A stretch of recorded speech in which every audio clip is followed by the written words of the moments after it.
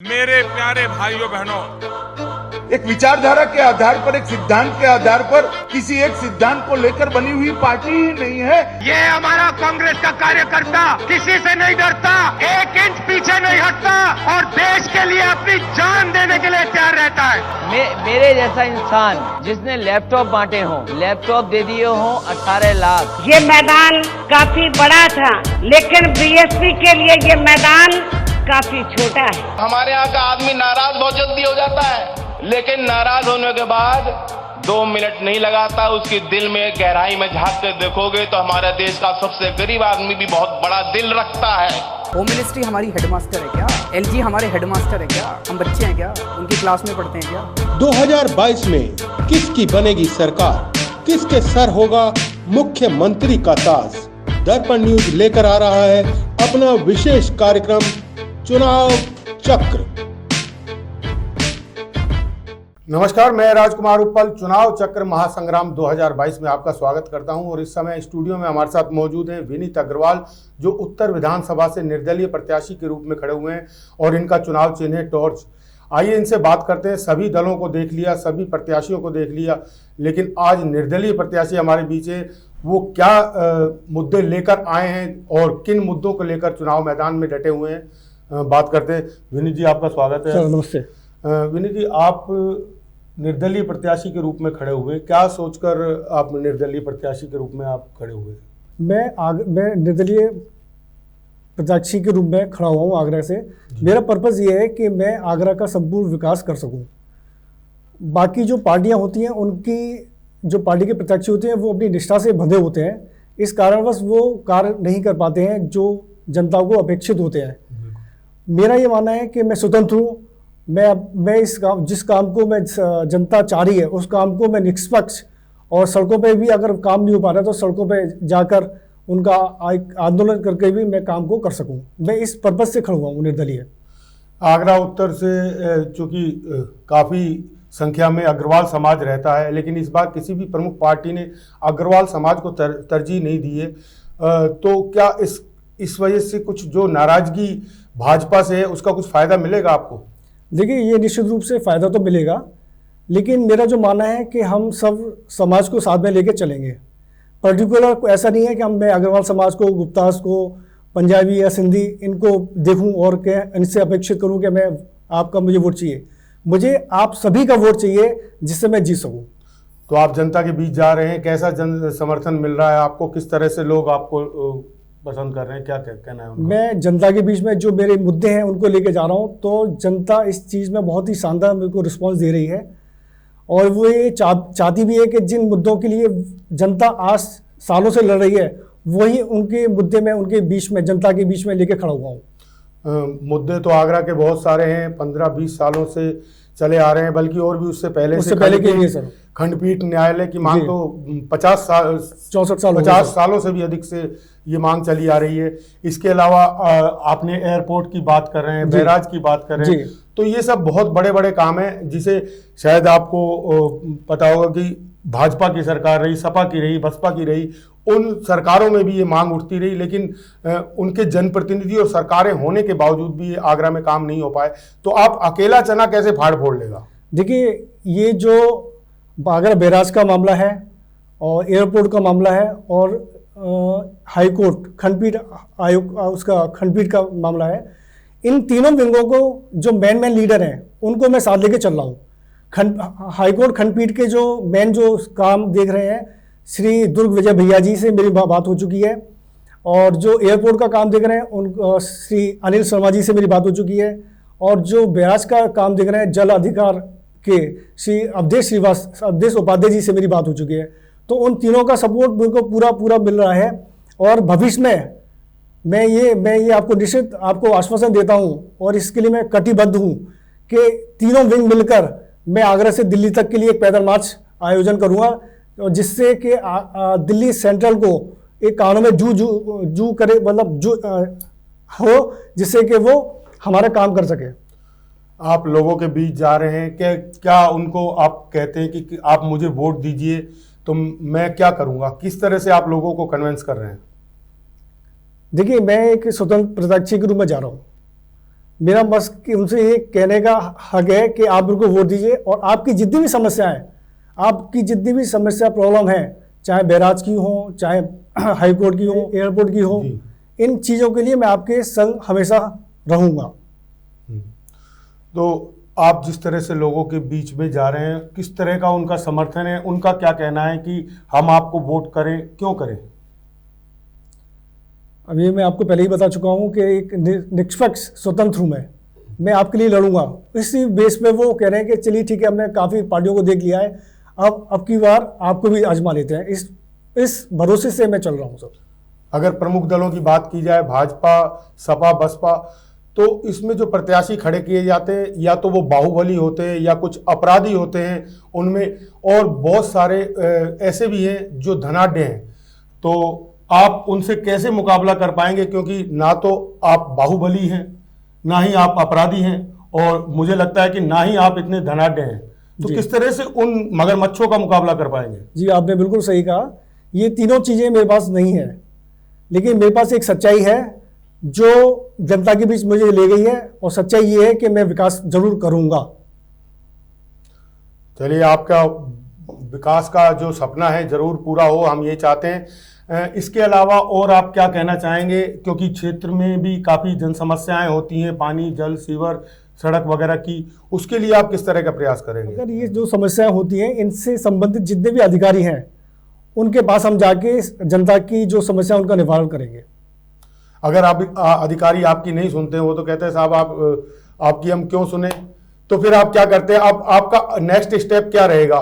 क्या आप उसके लिए संघर्ष करेंगे? क्या आप सड़कों पर उतरेंगे? क्या आप धरना प्रदर्शन करेंगे? किस तरह से आप जनता की मांगों को पूरा करने के लिए? निश्चित, जैसे भी होगा, चाहे धरना प्रदर्शन करना पड़े, चाहे मतलब एक आंदोलन करना पड़े, उसके लिए मैं हमेशा तैयार रहूंगा। अच्छा, अग्रवाल समाज के अलावा और समाजों में जैसे आप जा रहे हैं, तो वहां पर किस तरह का रिस्पांस मिल रहा है?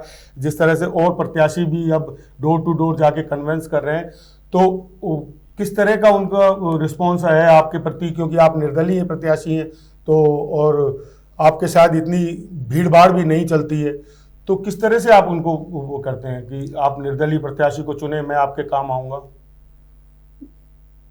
जी बिल्कुल सर, ऐसा है, मैं जहाँ कहीं भी डोर टू डोर कैंपेन पे जा रहा हूँ, वहाँ पूरा समर्थन मिल रहा है, और ये ही मिले काफ़ी है।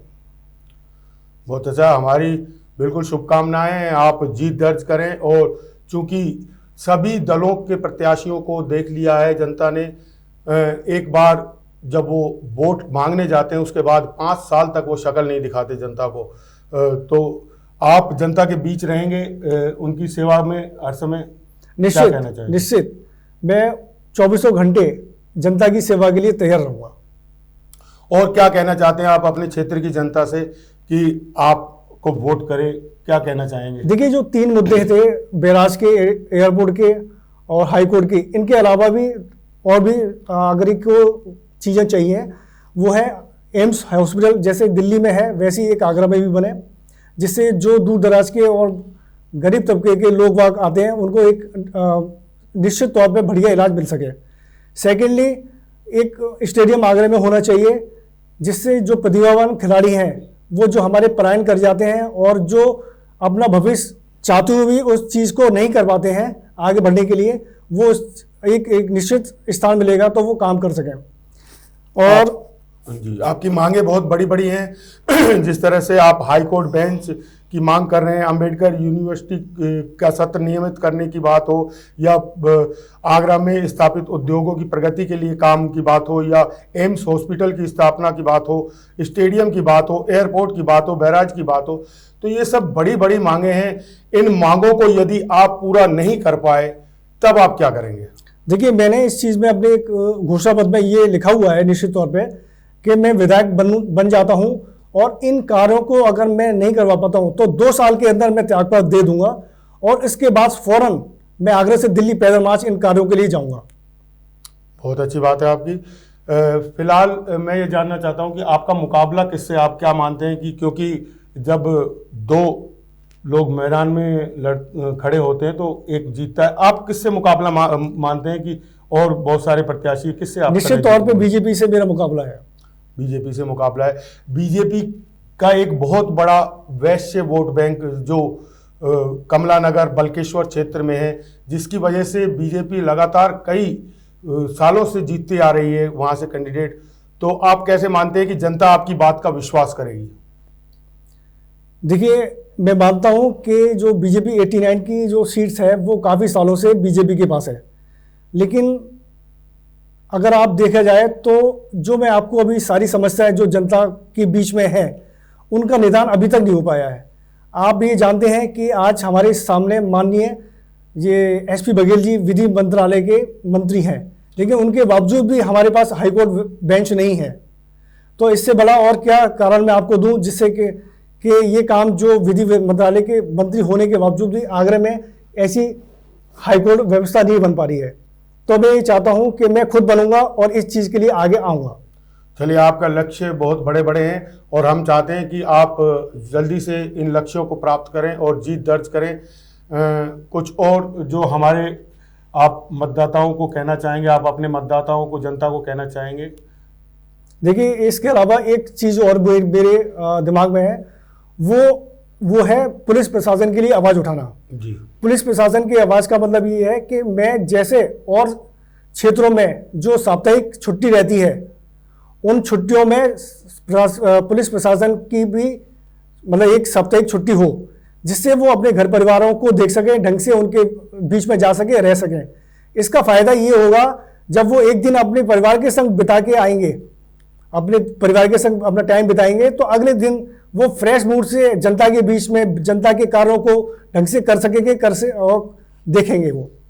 तो मेरा ये सबसे और एक मेन मुद्दा ये रहेगा चुनावों में कि मैं पुलिस प्रशासन के लिए भी इस चीज़ के लिए एक साप्ताहिक बंदी के लिए भी आवाज़ उठाऊँ।